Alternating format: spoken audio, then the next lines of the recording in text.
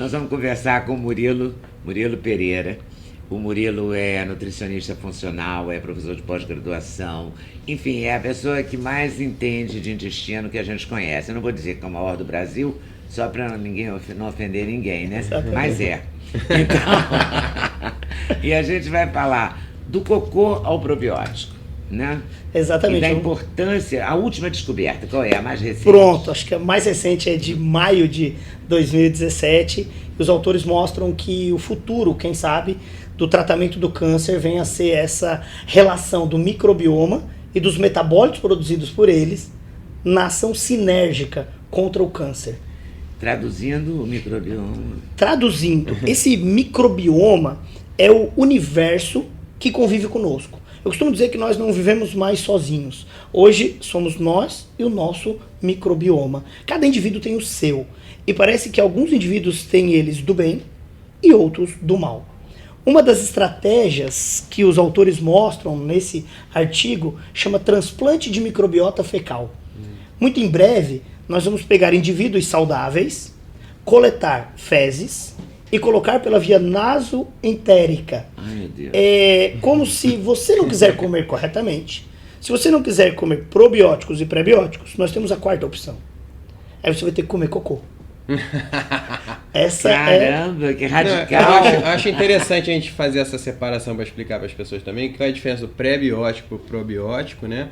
E quais são boas fontes de pré-biótico. O pré-biótico são as fibras, né? Isso, o amido duro. Isso. Os pré-bióticos são chamados de derivados de plantas não digeridos no intestino. São as matérias-primas que as bactérias vão usar dentro do nosso intestino para poder... Mas quais? Só é importante entender isso.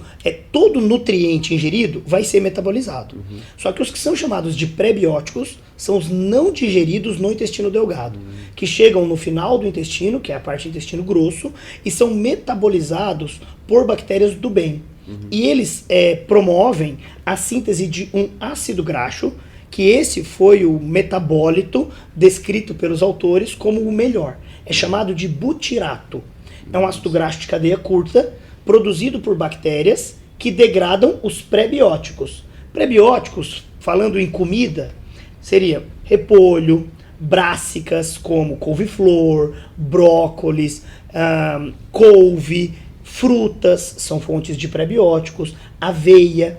Esses alimentos degradados por bactérias boas, produzem butirato. E o butirato promove uma inibição das células de câncer de cólon. Eles inibem o colonócito cancerígeno.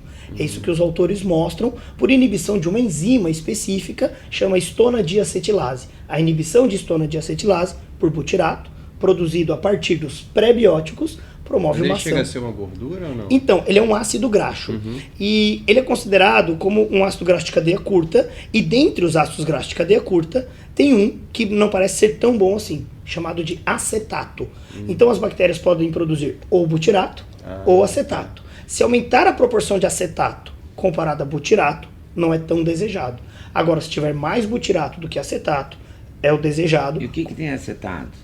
Acetato, ele é produzido a partir de fibras insolúveis, seriam as cascas em excesso, ou até mesmo o resíduo do metabolismo do intestino delgado por bactérias que fazem descarboxilação de aminoácido, que degradam. O difícil nessa conversa toda é traduzir então, isso, vamos né? lá, Mastigar. vamos lá. Então, se a gente comer brócolis, couve-flor, couve, aveia, só pra gente falar, e repolho, melhor. Pra gente falar desse, a gente já melhora. Já melhora. Aí só que simultaneamente tem que diminuir o consumo de carnes vermelhas. Porque a carne vermelha, ela é degradada por essas bactérias que descarboxilam. O que é isso? É putrefazer. Quando a gente faz uma putrefação intestinal, essa putrefação, o metabólito da putrefação, ele promove o crescimento de bactérias ruins. São chamadas de proteobactérias. E essas bactérias têm um componente na membrana celular que hoje já é conhecido a sua ação promotora de inflamação. E a grande maioria das doenças tem um cunho inflamatório. E aí então, quando a gente consome um monte de carne e não consome vegetais, a gente tem uma maior probabilidade de putrefação. E se comer carne com brócolis? Aí pronto, aí você tem um equilíbrio, porque você dá suporte para Isso bactéria eu boa, costumo fazer para aquela bactéria ruim. reclama de novo carne com porque o cara brócolis. faz toda noite, todo santo noite. Então, Bom, podemos variar o brócolis por Não, couve-flor, couve.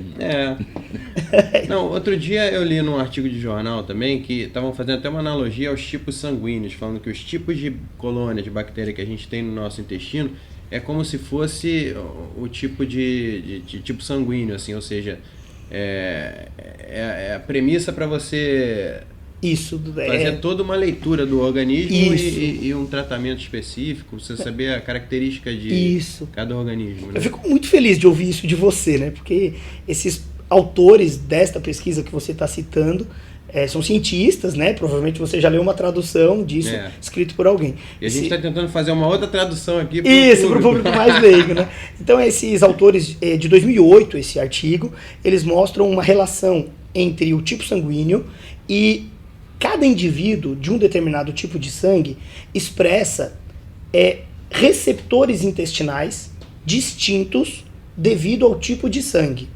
E que esses receptores intestinais têm uma afinidade por um determinado tipo de bactérias que sobrevivem no intestino. E é verdade exatamente o que você está colocando. Indivíduos O positivo, por exemplo, têm uma maior capacidade de digerir proteína. Então, teoricamente, eles toleram muito mais proteína, porque eles têm uma sobrevivência. Tipo A negativo, por exemplo, já não tolera, tem mais desconforto abdominal, quando tem um consumo exacerbado de carne, ele tem uma não vontade em comer tanta carne quanto um O positivo. Já o O positivo é aquele que come muita carne. Não, mas o engraçado é que a minha mãe é O positivo, eu sou A positivo, ela não gosta muito de comer carne, eu fico sempre em cima dela, você tem que comer mais proteína, e ela fica reclamando, e eu sou A positivo e sou o maior carnívoro, porque também a vontade é uma coisa muito subjetiva também, né? Então, e aí acaba assim que quando eles mostram essa relação, eles mostram que isso determina, pero no mucho. Então, assim, depende ainda dos hábitos de vida e de um negócio que eles chamam de epigenética, que é o meio em que você vive e como você se adaptou a ele. Então, nós nos adaptamos ao meio e nós passamos a tolerar mais ou menos os alimentos, e a vontade de comer, ela é regulada, e essa sim comprovada já, por microbioma. Eles equilibram a produção de hormônios, que são ou sacietógenos ou orexígenos, que aumentam a vontade de comer. Então, dependendo de como está a condição intestinal, você tem mais ou menos vontade de comer. E agora está na moda o tal do jejum intermitente, né? Isso. E aí a estratégia do jejum intermitente é fazer com que nós tenhamos uma ausência de liberação de sais biliares no intestino, porque os sais biliares promovem o crescimento de bactérias potencialmente mais orexígenas. Então, quando você fica 12 horas sem comer... Eu tô indo muito na entonação. Quando você fala orexígeno, eu vi esse negócio. Não deve ser vontade de comer. Ah, tá. Orexígeno, vontade de comer. Anorexígeno, e como é que a gente não come. adota esse orexígeno para sempre, assim? Fazendo o quê? Então, o que fazer? Uma das estratégias é não comer durante 12 horas. Parece ser muito saudável. Se nós formos pegar indivíduos de 80, 100 anos, entrevistar só centenários, se você convidá-lo para um jantar de pizza às 9 horas da noite, ele não vai.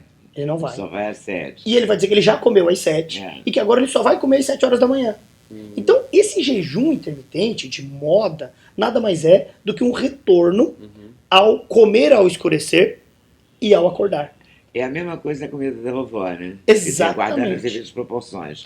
Exatamente. Permanecer nos hábitos de antigamente. Isso. São mais saudáveis que os atuais. Isso. E uma coisa interessante a ser colocada aqui é que quando o paciente hospitaliza e que ele recebe dieta em sonda 24 horas, uma das primeiras coisas a alterar é a glicose. Então, quando você pega indivíduos que têm um jejum inferior a 10, 11 horas, normalmente ele tem uma alteração de glicose. Porque ele tem picos de comer em hora não desejada. E quando você estabelece ou reestabelece o jejum, isso volta a equilibrar. Então, é uma estratégia bem simples e fácil. Agora eu queria entrar No antibiótico, no No probiótico. probiótico. Os probióticos, eu queria entrar nos probióticos. Os Ora mais essa. famosos de todos são os tais dos lactobacilos vivos, né? Que acho Isso. que ficou famoso por causa do anúncio do Yakult, eu imagino. Né? É. Mas Exato. tem Ainda milhões tem de Yakult lactobacilos hoje vivos. no Aí o que a mercado, gente ainda tem existe. aqui é o tal do Activia, que também eu não lembro se agora o seu slogan é lá. Activia funciona. Esse é o intestino. Isso, faz o É seu lá que intestino eu funcionar. funcionar. Esse aqui é ou o seu intestino funciona ou o seu dinheiro de volta. Uma coisa Isso. assim. E esse aqui é um tipo mais simples, que é o tipo da Lactobacillus lacto, imagino eu, que vem de lacto de leite, né? Aham.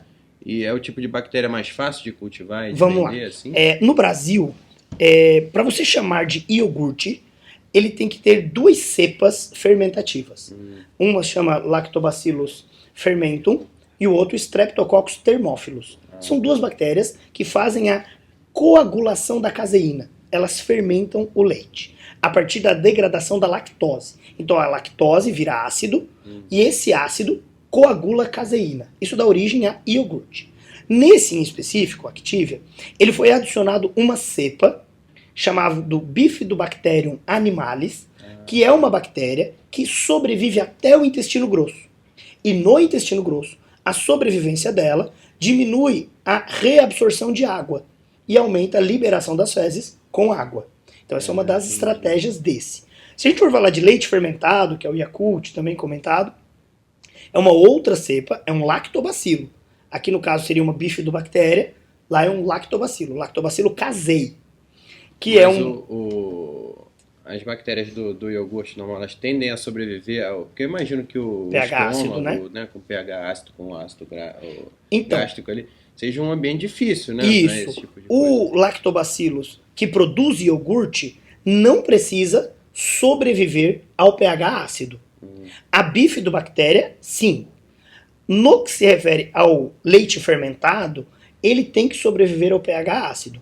Para uma bactéria receber o nome e o status de probiótica, ela obrigatoriamente deve resistir ao pH ácido.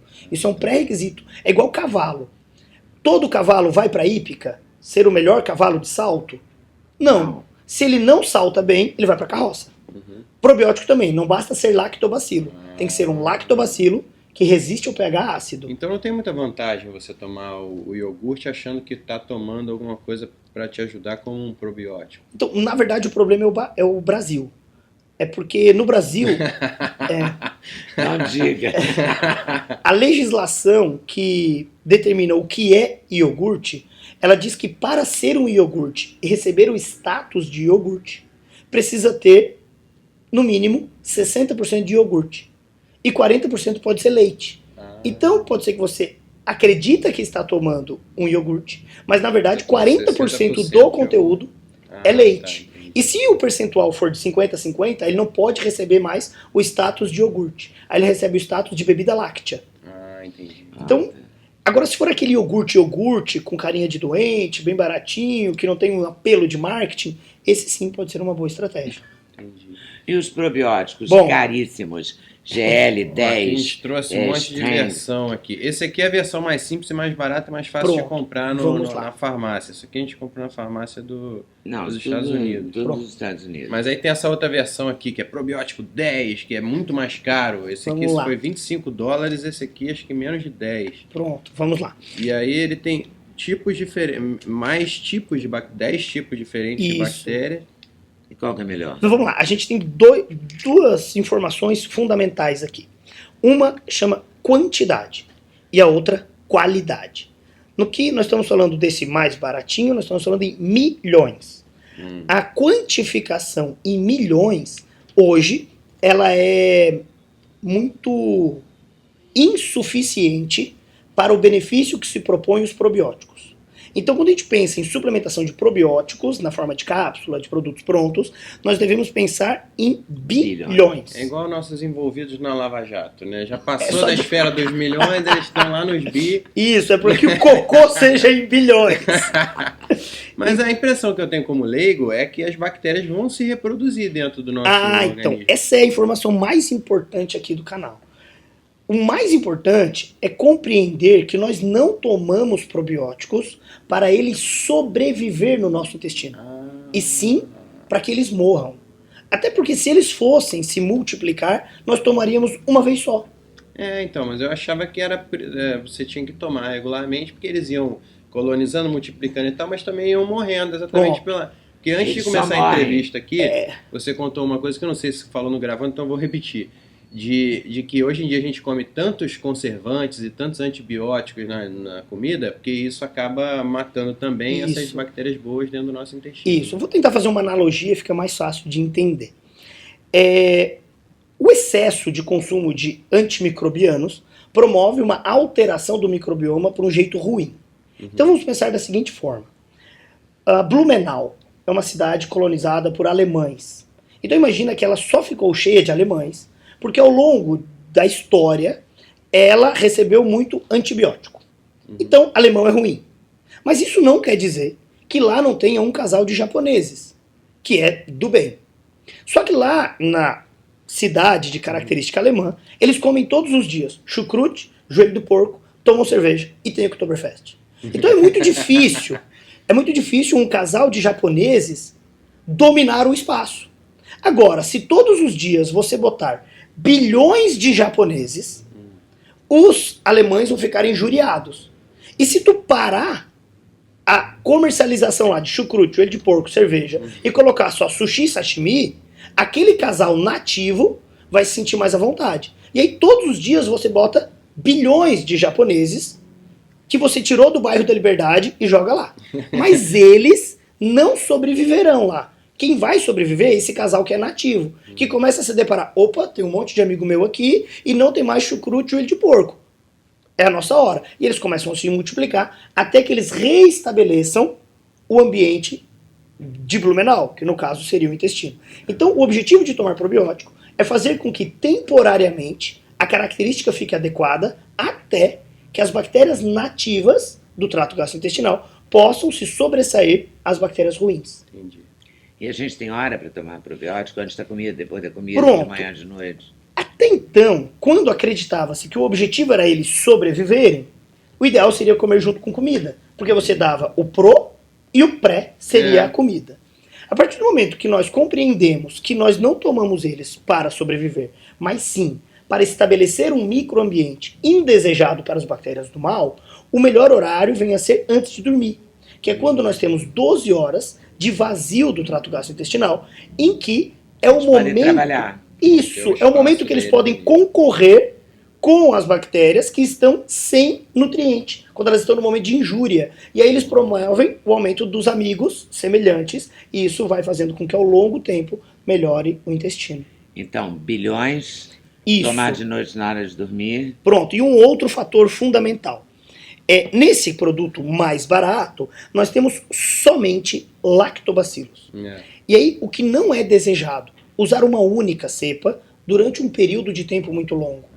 Hoje em dia já existem estudos, são chamados estudos de meta-análise, que mostram que múltiplas cepas são mais seguras e também mais eficazes, ao passo que elas melhoram imunidade inata. Mas o recomendável seria, então, tomar para sempre, todos os dias, até o fim da vida. Eu já respondo isso. Primeiro, nós temos aqui, diferença entre lactobacilos e bifidobactérias. Isso é fundamental. Ter tipos de lactobacilos e tipos de bifidobactérias.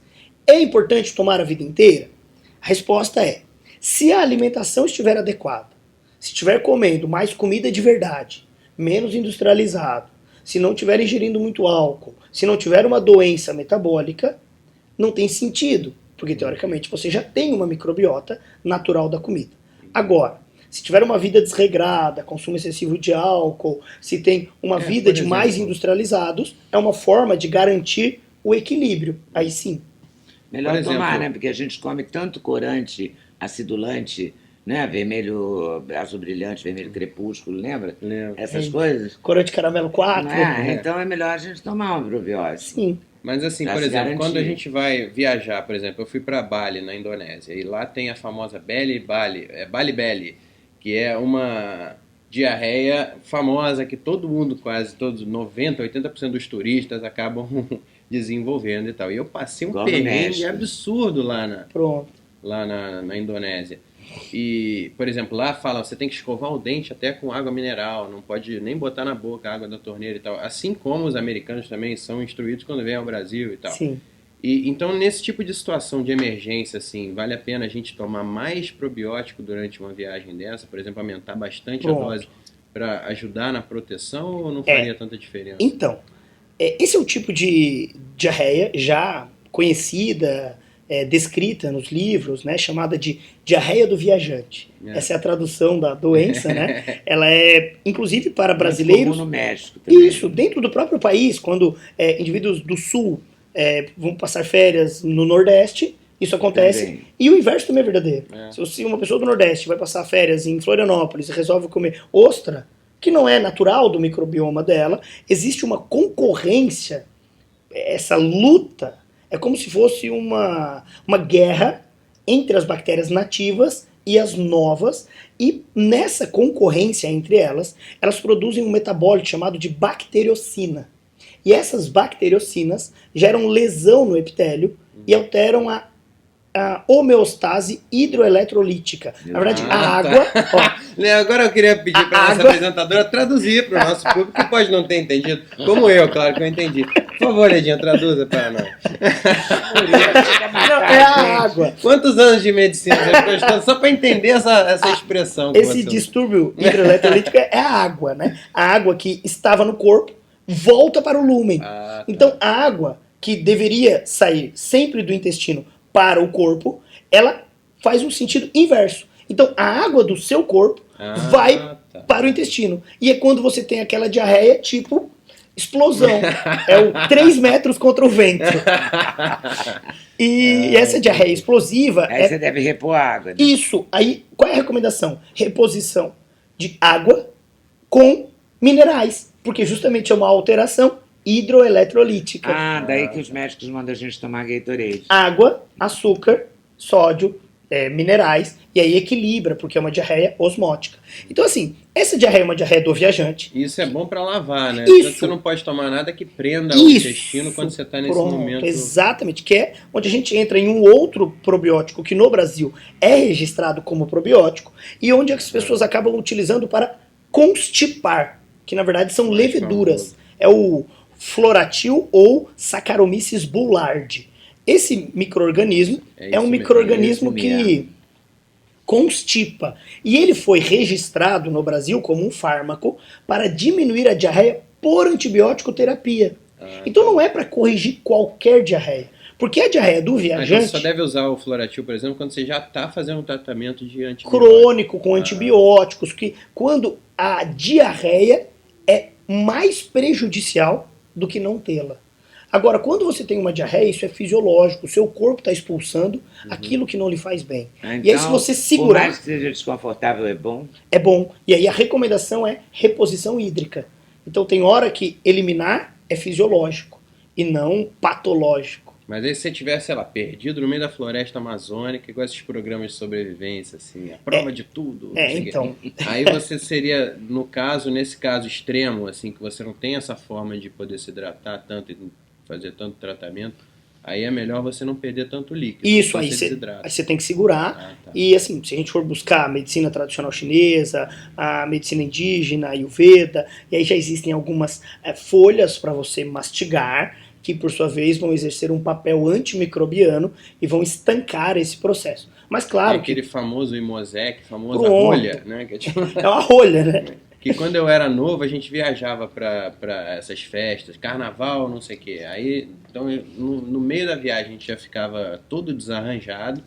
E aí tomava o tal do Imosec e vodka para poder segurar ao longo da noite. Assim. Isso aí é A gente faz muita maldade com a gente mesmo. Né? Então, né? Então, o álcool, nesse momento, ele não favorece em absolutamente nada, né? Ele apenas altera a permeabilidade, e esse fármaco, sim, é um fármaco que inibe o processo de retorno da água para o lúmen, então ele faz uma manutenção da água no corpo, inibindo a chegada da água no intestino, então ele realmente gera essa constipação. É para casos patológicos, acho que não pensando na qualidade de vida mesmo. Eu queria fazer uma pergunta que pode não ter nada a ver, mas que eu já vi resultados práticos.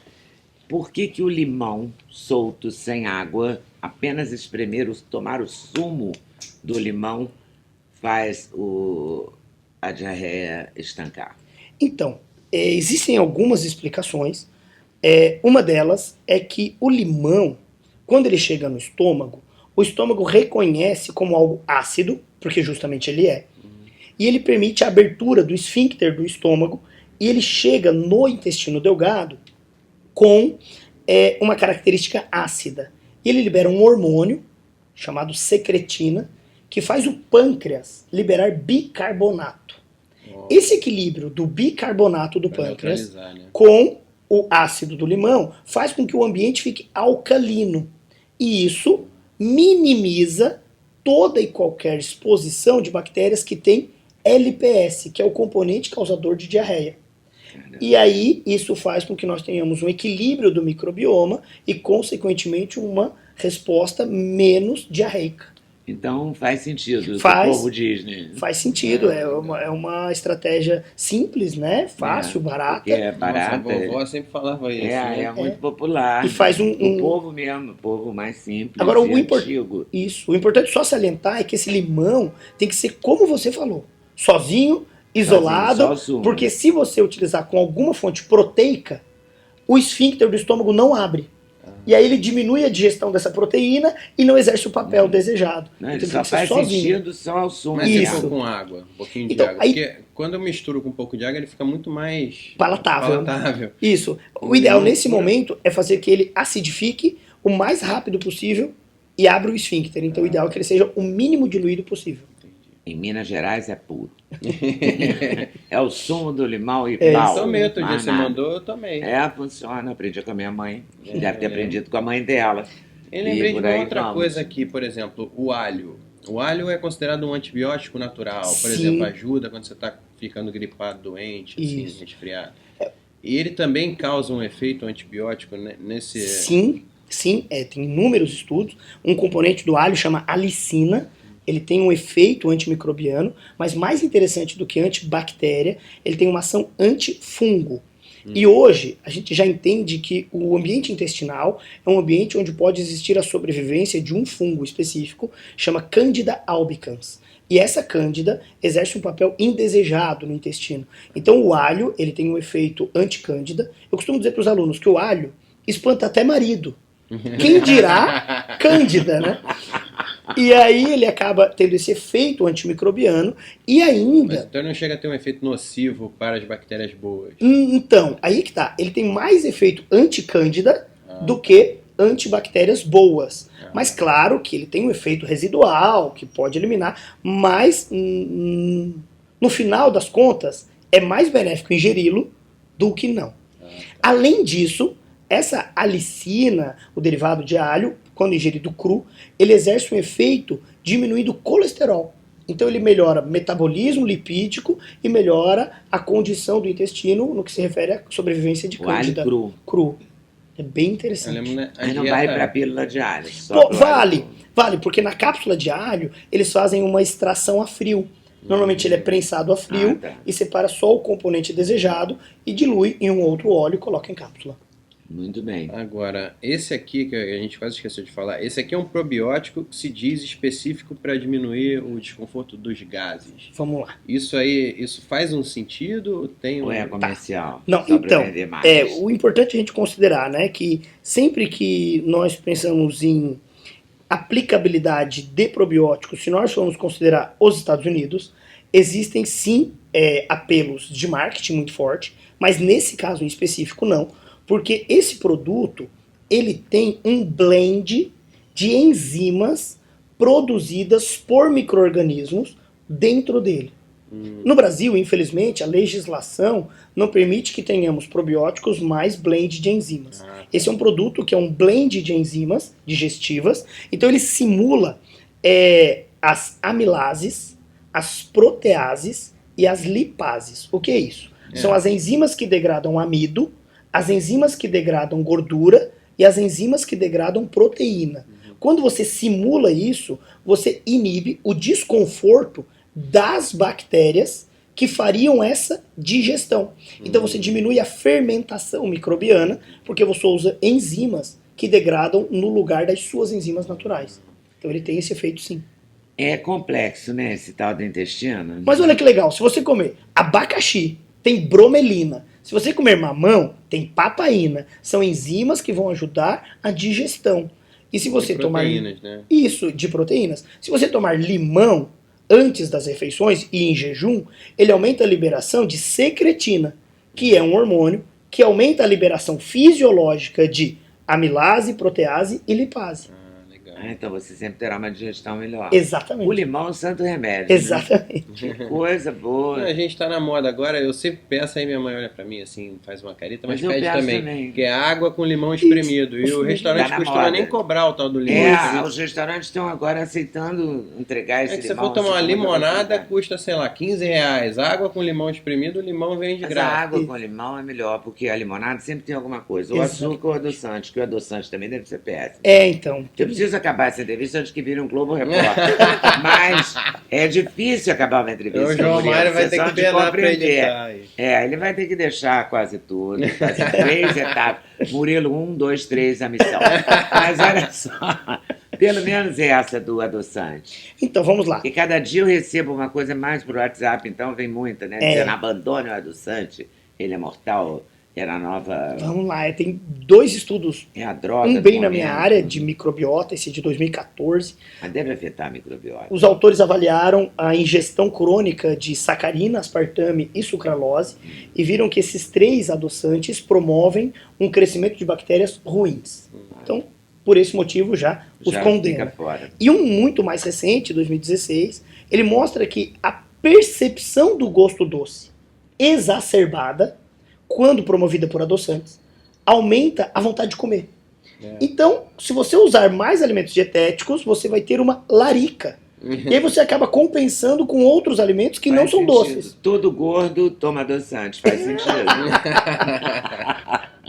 Exatamente. Então E parece. continua gordo, né? Que E se- continua gordo, e continua tomando adoçante. Isso deve fazer todo sentido. Exatamente, Parece que. Murilo, você volta uma vez por mês? Ficamos combinados assim? Claro, pode contar comigo, gente. Foi um Tá prazer certo. estar aqui. Prazer A nosso gente que total. agradece. Muito obrigado. Obrigado. Vai lá, se inscreve no nosso canal. E tem o seguinte, aperta aquele azulzinho, aquele sininho, porque significa que você vai Você ser pode avisado do ativar as próximo vídeo. notificações para sempre que tiver um vídeo novo você vai saber. Bora lá. Vambora.